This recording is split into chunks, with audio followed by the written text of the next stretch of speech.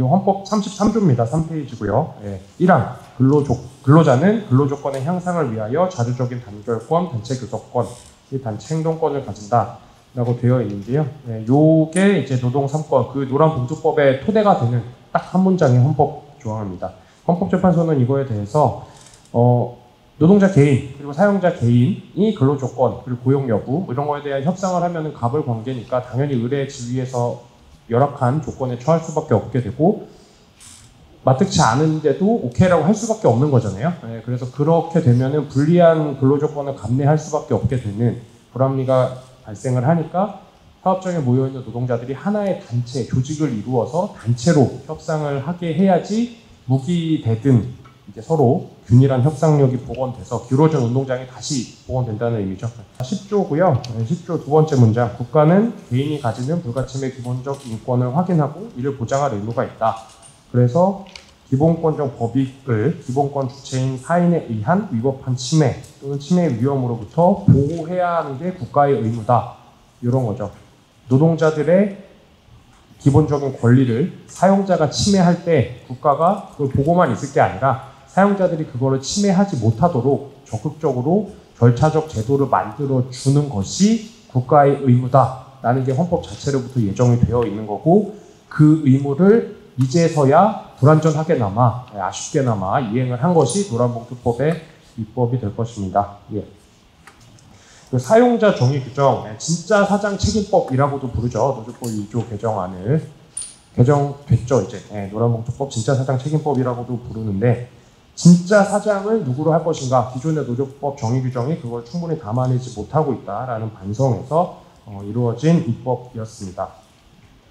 표랑 밑에 제가 정리 내용 왔다 갔다 하면서 보시면 되는데요. 그 김주영 안과 최종적으로 저번 주에 통과된 법사위안 내용을 보시면 기존 현행법 밑줄친 부분은 그대로 유지된다는 것이고 한 문장으로 되어 있는 거에 두 번째 문장을 추가하는 내용입니다. 이 경우 근로계약 체결의 당사자가 아니더라도 근로계약서에 서명을 한 사람만 사용자로 보던 건데 근로계약서에 자기 사용자 직인 찍지 않고 하청업체 뒤에 숨어서 실제로 근로조건을 좌지우지하는 진짜 사장들이 굉장히 많았잖아요. 근데 그 사람들이 노조법상 의무를 부담하지 않고 회피를 해서 많은 문제들이 발생을 했던 것이고 뭐 고통고라든지 여러 사업장에 지난한 절박한 투쟁들이 그런 것 때문입니다. 하청 사장한테 가면 우리 위에서 시킨 대로 하는 거야. 어쩔 수 없어. 저기 가서 알아봐. 원청 사장한테 가면 우리 니네 사장 아닌데 왜 우리한테 와서 그래? 니네 사장한테 가야지. 노동자들은 자기들의 근로조건, 안전 너무 직결되는 중요한 문제인데 협상할 파트너가 서로 미루고 있는 그런 그림이 너무 많으니까 이런 법이 생기게 된 겁니다. 노동조합 정의 규정으로 넘어가겠습니다. 6페이지입니다. 이 부분은 이제 모든 안이 동일하고 현재 노조법이 이제 노동조합에 대해서 이렇게 정의하면서 다만 7페이지 맨 윗부분이요. 다음 항목의 하나에 해당하는 경우에는 노동조합으로 보지 아니한다라고 되어 있고 뭐 이런 경우에는 노동조합이 아니다라고 되어 있어요. 근데 이게 감옥 같은 경우 사용자 또는 항상 그의 이익을 대표하여 행동하는 자의 참가를 허용하는 경우, 그러니까 이 경우는 노동조합을 보면 안 되겠죠. 어용의 활동을 하려는 사람들, 사용자의 좀 정제되지 않은 말이지만 불확시 이런 사람들이 이제 노동조합에 들어와 있으면 안 되니까 그런 경우는 이제 합당한 배제 조항이라고 볼 수 있는데 라목을 한번 보면 근로자가 아닌 자의 가입을 허용하는 경우 이거는 이제 해당 사업장에서 근로계약을 체결하지 않은 자라고 하더라도 그 사업장의 어떤 의사결정, 사용자의 의사결정에 의해 노동조건이 좌지우지 될 수 있는 여러 하청 노동자들 혹은 그 회사에서 근로자였지만 해고당한 사람들 이런 사람들의 어떤 근로조건이나 여러 다양한 노동조합 활동과 관련된 사항들도 노동조합이 얘기할 수 있어야 되는 거잖아요. 근데 그런 사람들을 아직 우리 조직의 구성원으로 품고 있다는 이유만으로 노동조합으로 보지 아니한다라고 하면 사용자가 노동조합을 이제 일부 근로자들을 해고시켜서 조직력을 와해시키는 게 너무 편리하기 때문에 그것을 하지 말아라라는 취지의 개정으로 이해하고 있습니다. 노동쟁의 정의 규정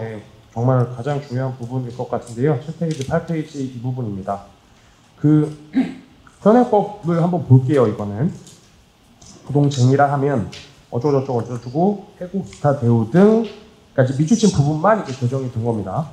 해고 기타 대우 등 근로 조건의 결정에 관한 주장의 불일치라고 되어 있죠. 그리고 김주영 안을 보면 이제 가운데 줄이 있고 근로 조건이라는 부분만 이렇게 되어 있어요.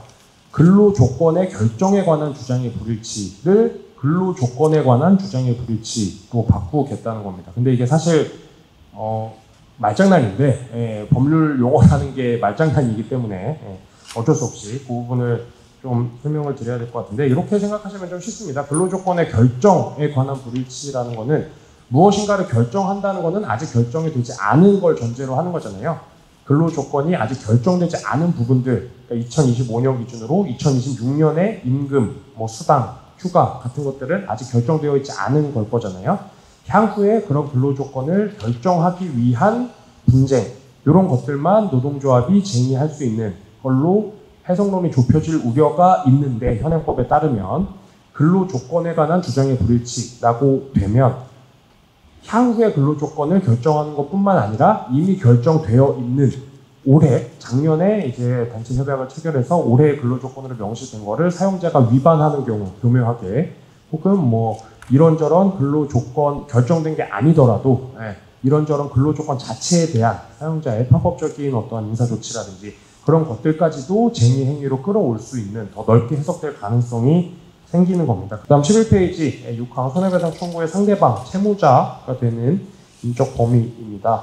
일단 김주영 안 같은 경우에는 노동자 개인의 책임을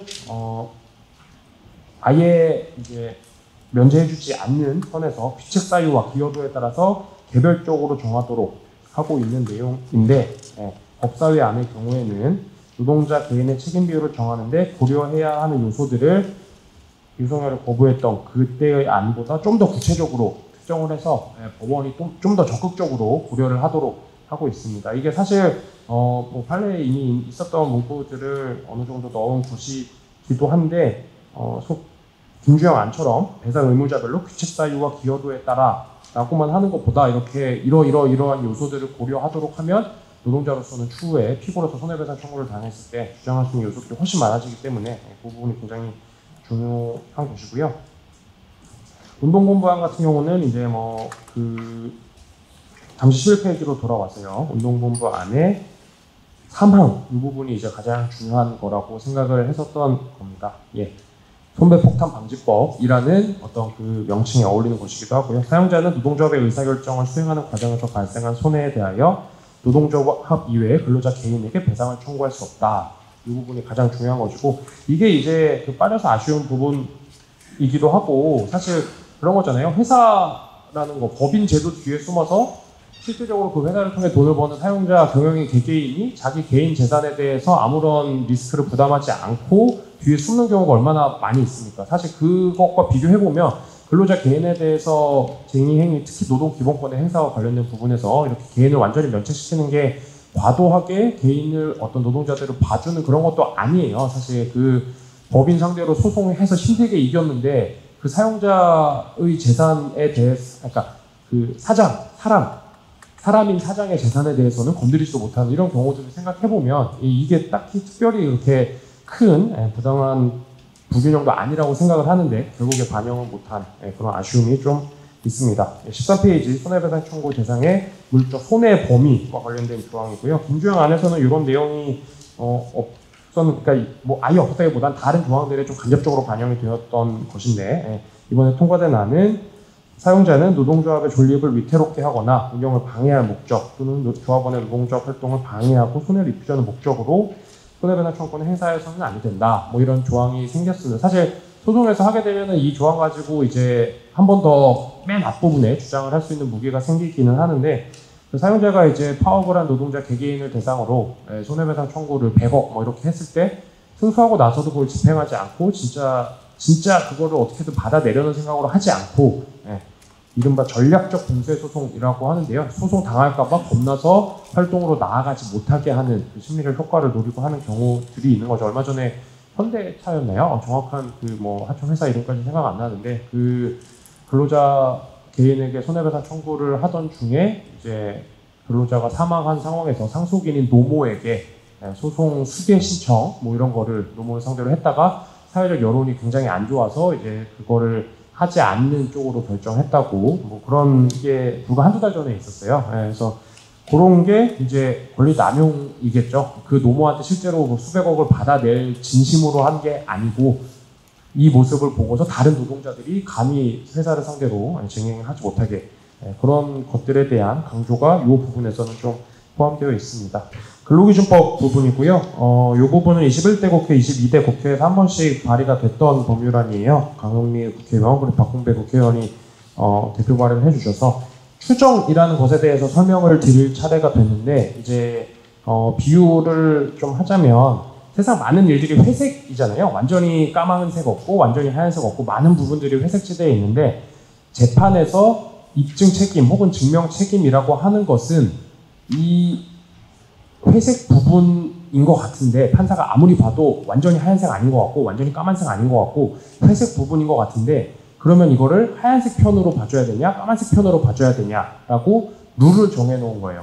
그래서 증명 책임을 부담한다라고 하는 쪽은 내가 이걸 하얀색이라고 주장하고 싶으면 증거들에 의해서 완벽하게 하얀색이라는 거를 판사를 설득해야지만 그 사람은 이길 수 있는 거고 이 경우에 까만색을 주장하는 사람은 까만색이라는 거 완벽하게 이해시킬 필요 없이 하얀색은 아니다. 이 정도 회색이다. 라고만 판사를 설득해도 증명 책임이 저쪽 하얀색 쪽에 있기 때문에 이길 수 있게 되는 그런 제도입니다. 증명 책임이라는 게 이제 세상 모든 일을 완벽하게 판사들이 다 이해할 수 없기 때문에 생긴 어떤 불가피한 제도이기는 한데요. 이게 추정 규정이라는 게 법률에 들어가 있으면 입증 책임이 전환된다라는 거예요. 지금은 근로자들이 사용자를 상대로 소송을 걸 때 하얀색입니다. 내가 근로자입니다. 라는 거를 완벽하게 하얀색이라고 판사를 겨우겨우 설득을 해야 이길 수 있는 구조이거든요. 근데 판사들은 완벽하게 까만색이라고 주장할 필요도 없이 계속 이게 회색이다, 뭐 하얀색 아니다 라고 조금씩만 흠집만 내도 사용자들이 이기는 그런 식으로 불리하게 형성이 되어 있고 그 내용을 좀 보면요. 이게 뭐 미국 캘리포니아 AB5 법안이라는 데래요. 그래서 이제 사실 뭐 근로기준법이 만들어질 때는 이제 정통적인 의미의 어떤 공장제 노동을 토대로 만들어진 법인데 그 여러 뭐 인터넷 기술 발달하고 뭐 하청 이런 사용자들의 이제 편법적인 머리쓰기 뭐 술책 같은 것까지 더해지는 바람에 여러 이제 사업의 양태들이 나타났잖아요. 그 경우에서 이제 다시 근로기준법에 적용을 받는 근로자라는 걸 내가 입증할 필요 없이 일단 뭐 다른 사람한테 일을 해주면 근로자로 일단은 추정을 해줄게. 근데 그러니까 사용자라고 지목을 받은 사람이 이러한 요소들을 증명을 하면 당신은 해방이다 라고 하면서 그 노무 제공자의 업무 수행에 관하여 뭐 계약상으로나 실제로 사용자의 지휘 감독을 받지 않는다. 그게 내가 시켜서 일하는 거 아니야. 자기 사업하는 거야. 노무 제공자가 사용자의 통상적인 사업 범위 외의 업무를 수행하는 경우 매일 하는 거 아니고 지 일을 지가 알아서 하는 거야. 뭐 이런 것들 사용자가 입증해야지만 해방이 된다는 사용자가 해방이 된다는 거죠.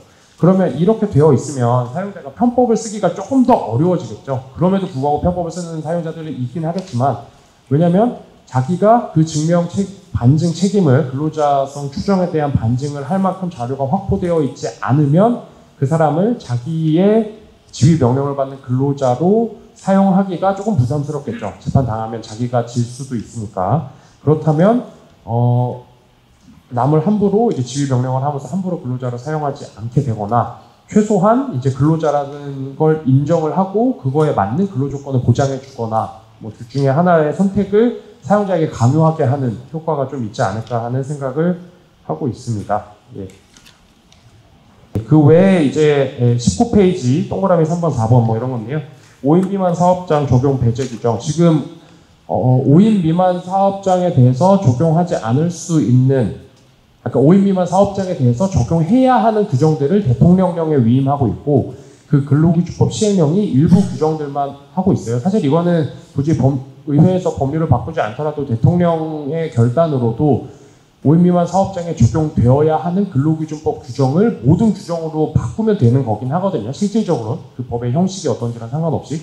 근데 아직까지 이루어지지 않고 있고 가장 대표적으로는 그 직장 내 괴롭힘 금지 규정이 근로기준법의 개정을 통해서 들어왔는데 5인 미만 사업장에 대해서 적용해야 하는 규정으로 포함되어 있지 않아요, 지금. 예, 그래서 근로기준법에 직장내 괴롭힘 금지 규정이 들어온 다음에 대통령령 개정을 아직 안 하는 바람에. 예. 근데 뭐 이게 5인 미만 사업장에서 일하는 근로자들은 괴롭힘 당해도 된다는 건 아니잖아요. 예, 그렇기 때문에 이 부분에 대한 뭐 그런 게 빨리 필요하다, 뭐 이런 거고요. 예. 그리고 동일가치 노동, 동일임금 원칙, 뭐 이런 것들을 삽입해야 된다. 이것도 이제 지금 다른 사건 재판하고 있는 게 있는데, 동일가치 노동, 동일임금 원칙이 판례를 통해서 확실하게 정립되어 있다고 볼 수 있는지가 좀 쟁점이 되고 있어요. 사용자들은 어떻게 항변을 하냐면, 이 동일가치 노동, 동일임금 원칙이 들어가 있는 법률이 하나 있습니다. 그 남녀고용평등법에는 들어가 있거든요. 근데 근로기준법에는 안 들어가 있어요. 그럼 사용자들은 어떻게 주장을 하냐면, 이건 남녀 간의 불평등에 관해서는 적용되는 거고, 근로자들 성별에 따른 차별이 아닌 경우에는 아직 근로기준법에 이런 규정이 없기 때문에 동일가치 노동, 동일임금 기준으로 평가하면 안 된다, 뭐 이런 변명을 합니다. 근데 뭐 판례를 통해서도 충분히 해소할 수 있는 부분이라고 생각을 하지만 입법을 통해 들어오면 더 명확해지겠죠. 예, 타 노동법의 개혁과제, 중대재해처벌법인데요. 뭐 당시 입법 당시에 노동계 시민사회 요구를 충분히 반영하지 않은 부분이 좀 여러 존재합니다. 중대재해처벌법도 일단 뭐 전면 적용을 처음부터 하지 않았다라는 게 문제를 많이 제기를 했었고, 시간이 좀 꽤 흘러가지고 지금은 이제 대부분 적용되는데 여전히 5인 미만 사업장에는 적용을 하고 있지 않다라는 것이 문제고요. 이게 5인 미만 사업, 근로기준법도 마찬가지고 중대재해처벌법도 마찬가지고 5인 미만 사업장에 적용하지 않게 되면 어떤 문제가 생기냐면 회사를 쪼개요, 사람들이. 그러니까 사용자들이. 그게 그냥 장난하는 거거든요, 사실. 근데 이제 법인 제도라는 거에 뒤에 숨어갖고, 사실상 이만큼의 회사인데, 근로자 4명인 A 회사, 근로자 4명인 B 회사, 근로자 3명인 C 회사로 법인 등기부등본이 다시 나오게끔 주식회사 설립을 하고 서류 장난만 하면 되는 거거든요. 그래갖고 실질적으로 하나의 기업체로 같이 일을 하는데, 개별적인 회사들은 다 5인 미만이 되는 거예요. 그래서 벗어나려고 애쓰는데, 이제 그럼에도 불구하고 이런 경우에는 실질적으로 하나의 사업체로 보아야 한다라는 뭐 노동위원회 판정이나 법원의 판단들이 있기는 합니다. 다행히. 근데 애초에 그런 장난을 못 치게 하려면, 그리고 아까도 말씀드렸듯이 다시 헌법으로 돌아가서 인간의 존엄성을 보장하도록 근로조건의 기준을 정한 건데, 인간의 존엄성, 보장받아야 하는 인간의 존엄성이라는 게 사업체의 규모에 따라 다른 건가? 1명인 때와 100명일 때의 그 1명의 근로자와 100명의 근로자의 존엄성은 다른 건가? 이런 의문 제기하면 빨리 폐지해야 된다라는 거고요. 좀 길어져서 죄송하고요. 그 헌법으로 자꾸 돌아가야 된다라고 말씀을 드렸는데, 이따 질의응답 시간에 더 얘기 나눌 수 있겠지만, 노란봉투법에 대한 이제 사용자들과 그 사용자들의 뒤를 봐주는 법률가들에 의한 사보타주가 좀 시작이 된 것 같은데요. 그것들을 어떻게 막아낼지, 뭐 이런 논의에서도 그 헌법상 기본권 조항의 구체화라는 점을 토대로 좀 생각을 해봐야 할 것 같고요. 그리고 이제 법이 있으면 탈법이 있기 마련이긴 한데, 우리 내란 전국에서 너무 잘 봤지 않습니까? 근데 그 탈법적인 시도들을 막아낼 수 있는 근본적인 입법 방식은 무엇일까? 어떻게 하면 그 틈새를 파고들지 못할까에 대한 고민도 좀 열심히 해봐야 되겠다라는 생각을 해봤습니다. 예, 일단 현재 마치겠습니다. 감사합니다.